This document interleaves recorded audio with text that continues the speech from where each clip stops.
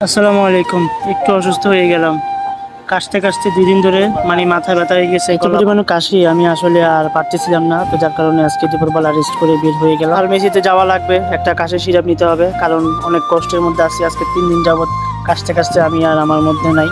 তো এখন বের হয়ে গেলাম, আর আমার ক্যাম্প থেকে আমার ফার্মেসিটা অনেক দূর, তো যার কারণে হাঁটি হাঁটি যাইতে হইতেছে, গাড়ি ভাড়া দিয়ে পোষানো। আর আজকের ওয়েদারটা অনেক জোস, মানে সন্ধ্যার আগের বেলা যে ওয়েদারটা থাকে অনেক সুন্দর লাগে দেখতে। আর এই ওয়েদার দেখতে দেখতে আমি মেন রোডে চলে আসলাম। মেন রোড থেকে আর মাত্র 5 মিনিট লাগবে হাঁটি যাইতে, কারণ আমার এখান থেকে প্রায় অনেকটাই দূর। আর এখানে যে গাড়ি ভাড়া কস্ট এগুলো দেওয়ার মতো সাধ্য আমার নাই, যার কারণে হাইটা হাইটা টাকা বাঁচাইতেছি।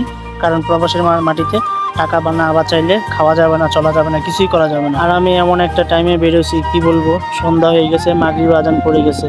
আর এখানে সৌদি আরবের রাস্তায় হাঁটা অনেক কষ্ট, কারণ সৌদি আরবের রাস্তায় হাঁটা মানে নিজের জানটাকে হাতে নিয়ে হাঁটা, কারণ সৌদিরা এত স্পিডে গাড়ি চালায়, অনেক ভয় লাগে। শেষে চলে আসলাম ফার্মেসির সামনে। তো এটা হচ্ছে ফার্মেসি, আমার পিছনে যেটা দেখতেছেন। আসার পরে দেখতেছি ফার্মেসি বন্ধ, তো এখন কিভাবে ওষুধ নিব, তো চিন্তা করতেছি একটু ওয়েট করি। আমিও নামাজ পড়ছি, হয়তো বা ওনারাও নামাজ পড়তে গেছে। সৌদি আরবে সবাই আজান দিলে সাথে সাথে নামাজ পড়তে চলে যায়। দোকানপাট বন্ধ হলো। জোহরানা খাদিজা মসজিদ, আর রাতের ভিউটা দেখেন কত সুন্দর লাগতেছে দেখতে, অনেকটাই জোস লাগছে। অনেকক্ষণ যাবত দাঁড়ায় আছি, আর নিজের কাছে অনেক খারাপ লাগতেছে। শরীরটা একটু অসুস্থ, শরীরটা একটু দুর্বল, ডিউটি করতে অনেক কষ্ট হয়ে যাচ্ছে, তারপরেও ডিউটি করতেছি প্রতিদিন। অবশেষে ওষুধটা পেয়ে গেলাম, যেটা চাইছি সেটা পাই নাই, অন্য একটা দিছে।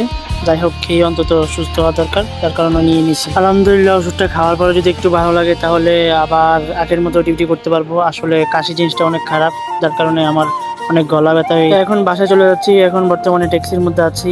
তো সবাই ভালো থাকবেন, ভিডিওটা কেমন লাগলো সবাই জানাবেন। আল্লাহ হাফিজ, আসসালামু আলাইকুম।